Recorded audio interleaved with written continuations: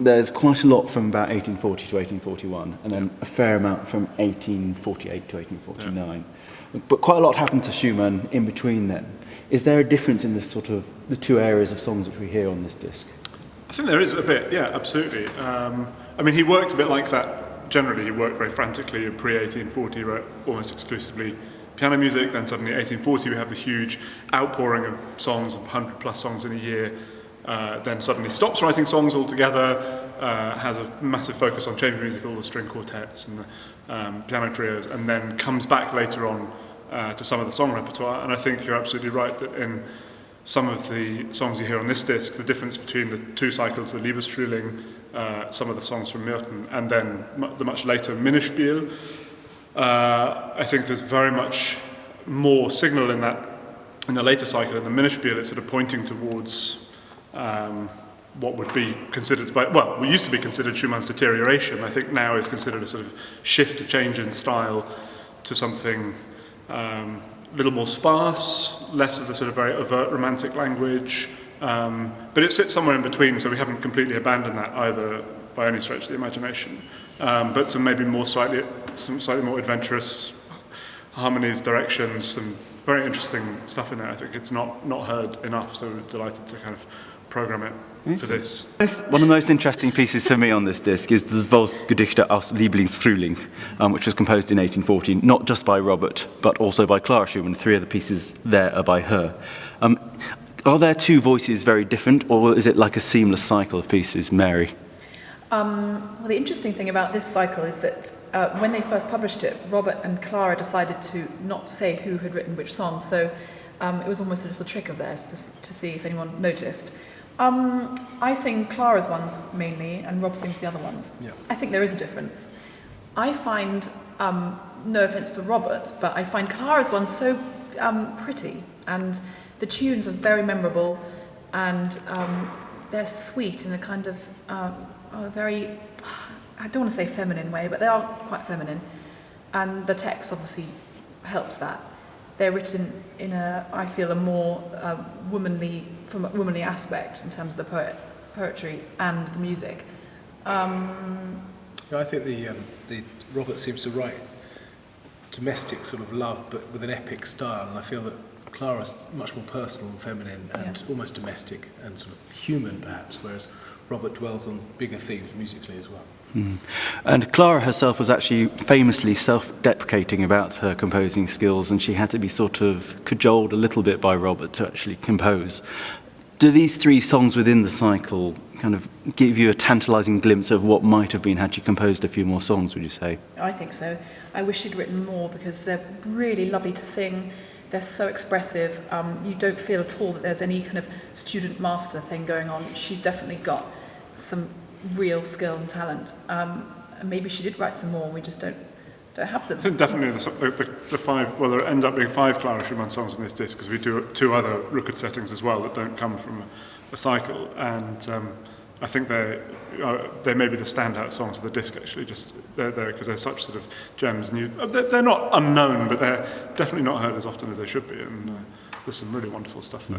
We were also saying the other day that she was herself an extraordinary pianist, and you can really hear that in the pieces. It's absolutely amazing. Sort of fun and terrifying in equal measure to play.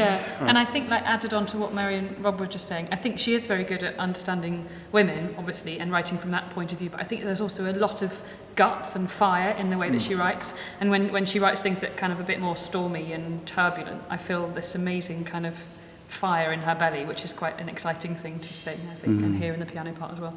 And you can imagine why they would go to such lengths to hide who's composing what. But in actual fact, I can feel also that might be distracting to listen to. If you're just playing the game, I wonder whether this is Robert or whether this is Clara, you might miss actually some of the beauty of the music in the first place. So I think it's quite nice to take their names off it in a sense and just present them as songs.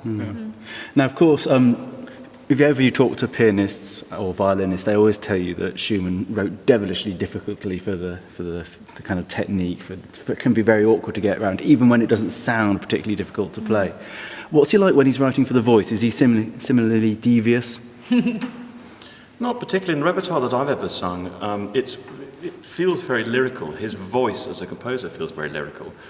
of course, what sometimes amuses us singers is that he doesn't think so much about ranges for people. So famously, Ich grolle nicht from Dichterliebe has this huge top A in it, which us baritones dream about. And whereas the tenors who can sing that easily, they have to scoop around the bottom of the range. Begin the song. Exactly, exactly. And the truth is that what he's writing is the piano part. And if we didn't bother singing at all, it would make a perfectly viable piece by itself. Actually, in the Liebesfrühling, it's interesting that he writes the duets at the end are the two songs where he actually marks the voice types next to them, and he says baritone or tenor. So it doesn't seem to sort of really matter to him. And actually, if you listen to the whole cycle, which I think should definitely be done by two singers to reflect that sort of, the male-female dialogue that's going on, and the fact that it's Robert and Clara, and it was obviously sort of love songs to one another. But actually, it doesn't seem to it doesn't seem to matter so much to him.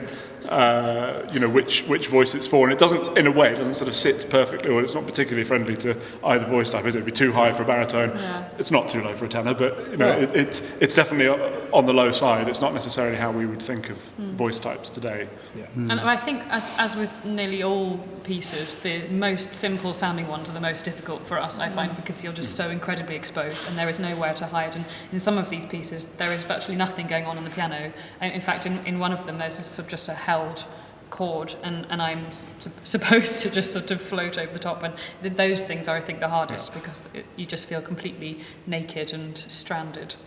When we've just heard you singing a quartet, whereas most of the disc is either duets or, of course, solo recitals. When he's actually writing for four voices, what's his writing like there? Is it quite complex, or does he give you rewarding parts as individual singers? It definitely feels like it's written for four soloists rather than a choir. It would be too difficult to do with any more than one to a part. But I definitely think that there's bits of solo lines, chunks come out, and they're challenging in their own ways. So it's definitely a leader for a group. Yeah, you think of it as being sort of produced, this kind of repertoire for multiple voices and piano, as being for sort of domestic setting, but it must have been pretty accomplished musicians who were able to sort of set that up in their living room and just bash through it. None of it's exactly simple. We all know we all know so well the Brahms repertoire for this combination. It struck me very forcibly while we were recording these, how these Schumann quartets are precursors to that. Absolutely. Harmonically, and I find myself as the bass in the group doing exactly the same job I would do in those Brahms Liebeslieder, and it's just very similar, very striking. And just going briefly onto the words he set, so obviously he set lots of different poets. He set kind of Burns, he set Goethe, he set Schiller, but Rückert was a figure he came back to again and again and again. What do you believe was the attraction for him of Rückert's poetry? I think the combination is kind of what I was saying about the composition, the combination of the romantic and personal with the epic. He's the dwelling on a relationship through nature and beauty of the stars and the flowers is something that this kind of range of the very small to the infinite seems to really suit both Schumann and Rückert. I think also just the colour of the language a lot of the time as well. It's such sort of, I think a lot of the poetry that we hear on this disc is, a lot of it is in the actual sounds and all the sort of vowel sounds that sit next to each other in long runs of exactly the same. And it's just an incredible, even if you don't understand a word of it, it's incredibly beautiful to listen to. And I think that therefore you could, saying it's musical poetry is a bit risky, but I think that maybe is one of the things that appeals, and also very sort of varied metrically and all sorts of things that lend themselves, I think, to really interesting musical settings. And finally, just as a bit of fun at the end, I'm going to play the Desert Island moment. If you could take one Schumann song only to your desert island, which would it be? And I'm just going to go along the line. Something from this disc, obviously. Actually, I think that for me it would be the Clara Schumann song Die Gute Nacht, which is, I think, absolutely magical. And My choice is the same, if that's allowed. It's definitely my desert island disc. Well, for me, particularly from this disc, Widmung, it's a classic, and rightly so. Rob? Yeah, simplicity of Mein schöner Stern, I think is wonderful. I've forgotten about that song. It's that one. I love that one so much. It's beautiful. Excellent. Mary, the only person who didn't pick her own song.